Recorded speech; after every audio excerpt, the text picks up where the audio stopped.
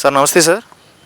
Sir ప్రస్తుతం చూస్తున్నట్లయితే జగన్మోహన్ రెడ్డి అనే వ్యక్తి నిన్న అసెంబ్లీ దగ్గర జరిగిన ఘటన గురించి దాని మీద మీ అభిప్రాయం ఏంటి? జగన్మోహన్ రెడ్డి అని ఒక రాక్షసుడండి, రాక్షస పరిపాలన చేశాడు. ఇప్పుడు ప్రజా పరిపాలన వచ్చింది, అది ఓర్చుకోలేక మానసికంగా బయటపడాలని దృష్టిలో అసెంబ్లీలోకి వెళ్ళాలని దృష్టి పెట్టుకుని, వెళ్ళకూడదని దృష్టి పెట్టుకుని ఆయన రూపంగా చేశాడు తప్ప, కానీ అంత తప్ప ఇంకేం లేదండి. ఇప్పుడు ఇంతవరకు 5 సంవత్సరాలు కూడా పరిపాలించిన పరిపాలన ఏటైంది? రాక్షస పరిపాలన కానీ ప్రజా పరిపాలన కాదు కదా. ఎప్పుడు ప్రజా అభివృద్ధి కానీ రాష్ట్ర అభివృద్ధి కానీ ఎప్పుడు ఆయన ఆలోచించే పొజిషన్ లేదు. ఎప్పుడు ఎవరిని కొట్టలేదా, కొట్టామా, కేసులు పెట్టామా, వాళ్ళు అరెస్ట్ చేయించాం తప్ప. రెండో తప్పునైతే లేదండి జగన్మోహన్ రెడ్డి ఉన్నంత వరకు అన్ను. ఎప్పుడు ఆయన పదయామకమే తప్ప కానీ ప్రజల యామకం లేదు. దాన్ని దృష్టిలో పెట్టుకొని నిన్న ఇక్కడ ధర్నాలు బంధులు చేసే పొజిషన్ ఇంతవరకు 5 సంవత్సరాలు ఏలాడు గవర్నమెంట్ పరిపాలించినప్పుడు. అలాంటప్పుడు ధర్నాలు కానీ బంధులు కానీ ఏమైనా చేశారా? ఏ నిమిషం పెట్టి ఏ ఒక్క ధర్నా కూడా చేయలేదు. ఎవరు ఎంత ఎప్పుడు మీటర్లోకి డబ్బులు ఇస్తాం, మీటర్లోకి ఇస్తాం, ఆ ప్రజలు ఓటేసేస్తారని తపంతో ఉన్నారు తప్ప కానీ ప్రజల గురించి ఆలోచించే పరిస్థితి లేదు. గుండా యజ్ఞం, రౌడీ యజ్ఞం ఈ రూపంగా ప్రజల్ని ప్రోత్సహించి ఇబ్బందులు పెట్టి మానసికంగా ఆ కరోనా వచ్చిన తర్వాత ఈ రాష్ట్రంలో ఎంతమంది ప్రజలు పోయినా సరే కనీసం ₹1 పెట్టుబడి కానీ ₹1 ఇండియన్ కానీ ₹10 మాత్రం ఇచ్చే దాఖలకు పోలేదు. అలాంటి జగన్మోహన్ రెడ్డి వీళ్ళ 11 మంది ఎమ్మెల్యే పట్టుకొని ఇక్కడికి వచ్చాడంటే ఎలాగ అసెంబ్లీ వస్తే సిగ్గుపడిపోయి ఆ మానసికంగా ఆయన బాధ తట్టుకోలేక ఆయన ఈ అసెంబ్లీకి ఆ రూపమైన ఇక్కడ ధర్నా చేశారు. ధర్నా చేయవలసిన అవసరం లేదు.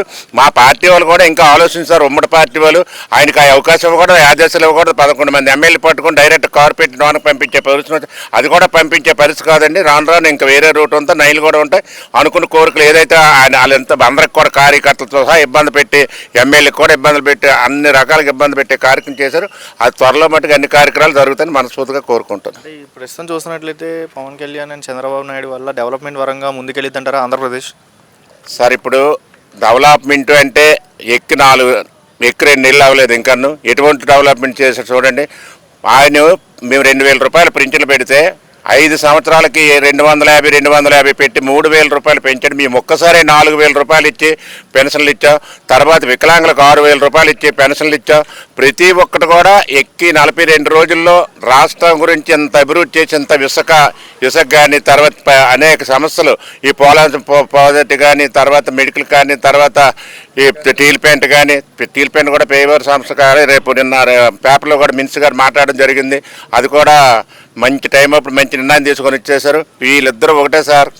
ఎప్పుడైతే ఉమ్మడి పార్టీ వచ్చిన తర్వాత ఒక నిర్ణయం తీసుకున్నారు, ప్రజా అభివృద్ధి రాష్ట్ర అభివృద్ధి చేద్దాము, ఓటి మట్టుగా అపోజిషన్ పార్టీకి వెళ్ళకూడదని ఉమ్మడి పార్టీ కలిసిన తర్వాత ఈ ప్రజలు ఈ రాష్ట్రానికి ఇటువంటి తీర్పు ఇచ్చారు సార్. సార్ అంటే డిప్యూటీ సీఎం పవన్ కళ్యాణ్ అసెంబ్లీలోకి కూడా రానివ్వను అన్నారు కదా గతంలో. సో వాళ్ళ గురించి ఏమైనా సంబంధం? ఎప్పుడైతే ఆయనకు రానివ్వను అన్నంటే వాళ్ళు అలానే రాకండి పోయారు సార్. ఇప్పుడు పవన్ కళ్యాణ్ గారికి గేట్లు కూడా ఎక్కడ అసెంబ్లీలో అడిగేటంటే ఎవరు ఏ నోటితోనన్నారో వాళ్ళే ఇక్కడ రాకుండా పోయారు. అతనేటి ఒక సినీ ఇండస్ట్రీలే కాదు, ఇప్పుడు ప్రపంచం ప్రజల్లో అంత అభిమానము ఆప్యాయత అనురాగాలు సృష్టించుకున్న పవన్ కళ్యాణ్ ఈ రోజుల్లో. దాని దృష్టిలో ఇప్పుడు సెంట్రల్ గవర్నమెంట్ మాకు కావాలా, మోడీ గారికి పొత్తు కావాలనుకుంటే ఈ రాష్ట్రానికి అప్పులు పెట్టి 12 లక్షల కోట్లు అప్పులు పెట్టాడు మహానుభావుడు. దాన్ని నివృత్తం పెట్టి మోడీ గారితో పొత్తు పెట్టుకోవడం ఈ రాష్ట్రానికి ప్రజా సంక్షేమం అవసరం. కాబట్టి ఇప్పుడు పవన్ కళ్యాణ్ గారితో పాటు ఉమ్మడి కుటుంబం పొత్తు ప్రకారం ఈ రాష్ట్రం మంచి అభివృద్ధి అవుతుంది సార్. పేదరికం నిర్మూలన లేకుండా చేసే రాష్ట్రం అయ్యి రాష్ట్రానికి ఒకటి అభివృద్ధి చేసే పొజిషన్ ఉంటుంది.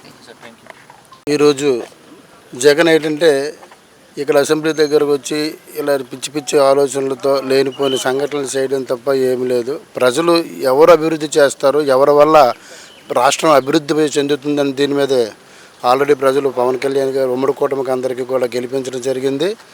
ఉమ్మడి కూటమితోనే అభివృద్ధి జరుగుతుంది తప్ప ఈరోజు పవన్ కళ్యాణ్ ఇక్కడ ఎన్ని ధర్నాలు చేసినా ఏం చేసినా జరిగేది లేదు.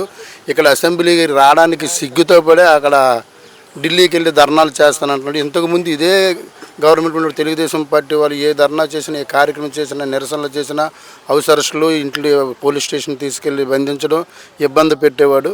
అతను మామూలు ఈరోజు ప్రజా సమస్యలు నిజంగా అడగాలని ఉద్దేశం ఉంటే నిజంగా 11 మందితో అసెంబ్లీకి వచ్చి ప్రజా సమస్యలు తీరట్లేదని నువ్వు అడుగు. ఈ 42 రోజుల్లో ఉమ్మడి కూటమి ఏడు చేసిందో ఏడు చేస్తుంటారో ఎక్కడెక్కడ అభివృద్ధి ఉందో ప్రజలు చూస్తున్నారు. నువ్వు ప్రజలకి ఇంకా సమస్యలు ఏమైనా ఉంటే అసెంబ్లీకి వచ్చి తెలియపరిచి ఇంకా డిమాండ్ చేసి ఇంకా చెయ్యు. అదే తప్ప లేనిపోయిన సమస్యలు తీసుకొచ్చి ఇక్కడ ధర్నాలు చేసినంత మాత్రం నీకు ఇదేమి లేదు. ప్రజలు చూస్తుంటే నీకు మళ్ళీ రాను ఇంకా ఊబిలోకి వెళ్ళే పరిస్థితి వస్తుంది తప్ప పైకి వచ్చే పరిస్థితి ఏం లేదు. ఇది నువ్వు గ్రహించుకొని నడుచుకుంటే చాలా బాగుంటుంది. నీకు ఇంకా భ్రమలో ఉన్నావు తప్ప ఇంకా బయటికి రాలేదు. నువ్వైతే ప్రజలు అనేది ఏ విధంగా చేస్తారో ఎలా చేస్తారో అది నీకు తెలుసు. ఇంట్లో కూర్చొని బట్టలకి సంక్షేమ పథకాలు వచ్చేస్తున్నాను తప్ప సంక్షేమ పథకాలు ప్రజలకు ఎలాగ అందాయి, ఏ విధంగా ఏ రోజు కూడా నువ్వు ఆలోచనలో లేవు. నీ ఇంట్లో కూర్చొని రాజకీయం చేసే తప్ప పబ్లిక్లో ఏ రోజు కూడా ప్రజా సమస్యను పరిష్కరించే నాయకత్వం మాత్రం నీలో లేదు.